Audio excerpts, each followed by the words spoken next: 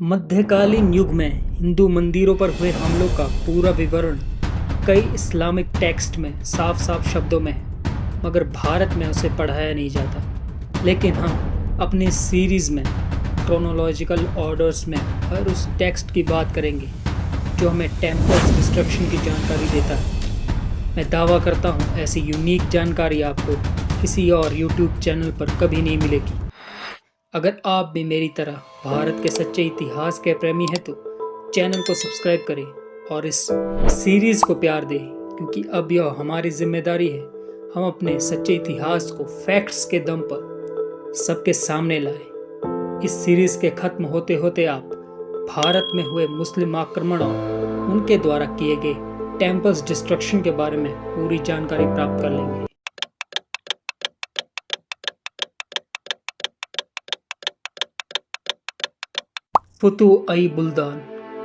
फुतुह-ई-बुल्दान इसका ऑथर अहमद बिन याहया बिन ज़बीर, जिसे हम अल बालाधुरी के नाम से भी जानते हैं। अल बालाधुरी खलीफा अल मुतवक्किल के कोर्ट में भी रहा है और इसे हम अरब हिस्ट्री का सबसे मेजर और अर्लीस्ट हिस्टोरियन भी कह सकते हैं।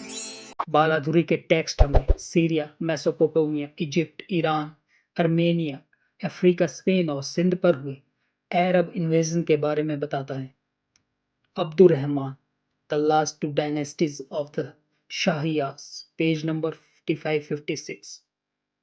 एलियोर and Dowson, volume 2, page number 413-414 पर बालाधुरी को कोट करते हुए इब्न समूरा, जिसका पूरा नाम अब्द अर-रहमान बिन समूरा बिन हबीब बिन अब्द अश-शम्स था, जिसे सियास्तीन, आज का ईरान की जीत के बाद वहाँ का गवर्नर बनाया गया। दवार पहुँचते ही उसने जूर, जहाँ फेमस हिंदू टेम्पल था और वहाँ की मूर्ति सोने की थी और उसकी आंखों में 2 रूबीज लगी हुई थी। इब्न ने पहले उस मूर्ति के हाथ तोड़ दिए और फिर उन रूबीज को निकाल कर रिमार्क पास करता है कि तुम्हारे आइडल्स कितने पावरलेस हैं।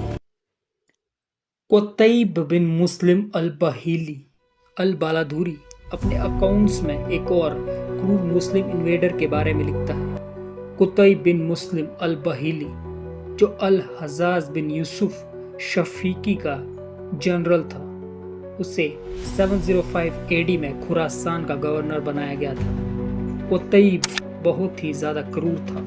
वो जहाँ भी जाता वहाँ की संस्कृति को मिटा देता। ठीक यही चीज़ उसने समरकंद में की थी। वहाँ उसने कई मंदिरों को आग के हवाले कर दिया और मूर्ति को तुड़वा डाला।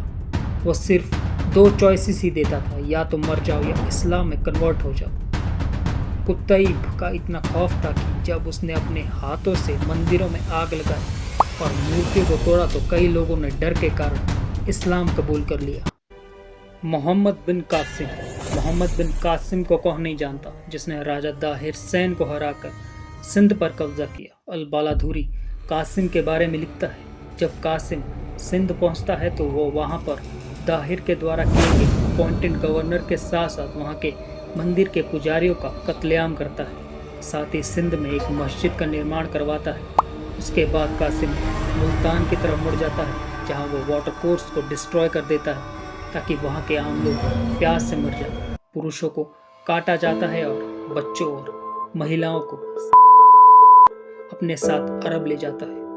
कासिम ने भारत में इतना आतंक मचाया, मंदिर तोड़े और सबसे बड़ी जिनका भारतीय संस्कृति से दूर दूर तक संबंध नहीं था।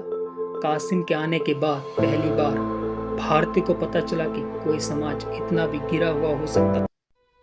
बालाधुरी लिखता है, कासिम ने भारत से लूटा हुआ सोना और भारत की गुलाम स्त्रियों को अपने खलीफा हज्जाज के सामने पेश किया और बाद में उन्हें अरब की मंडियों में बेचा गया। यह सब नाम याद रखते जाइए। इन आक्रमणकारियों ने हमारी संस्कृति और अस्मिता पर गहरी चोट की है और वामपंथियों ने इन्हें पॉलिशिंग करके हमारा हीरो बताया। अल बालाधुरी एक और मुस्लिम आक्रांता के बारे में लिखता है, जिसका नाम हाशिम बिन अमरू अल तगलबी था। इसे खलीफा अल मंसूर के द्वारा सिंध में अपॉइंट किया गया था। इसने भी भारत की कई जगहों पर अटैक्स किए।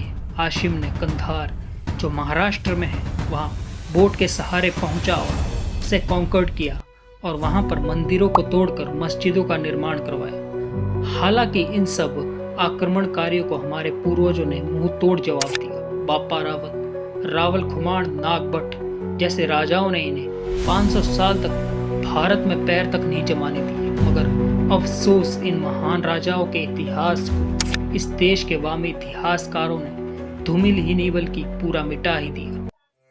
इस सीरीज का मुख्य उद्देश्य यही है, हिंदुओं को शत्रुबोध करवाना। बाकी सीरीज को प्यार दें और चैनल को सब्सक्राइब कर हमारा हौसला बढ़ाएं। धन्यवाद।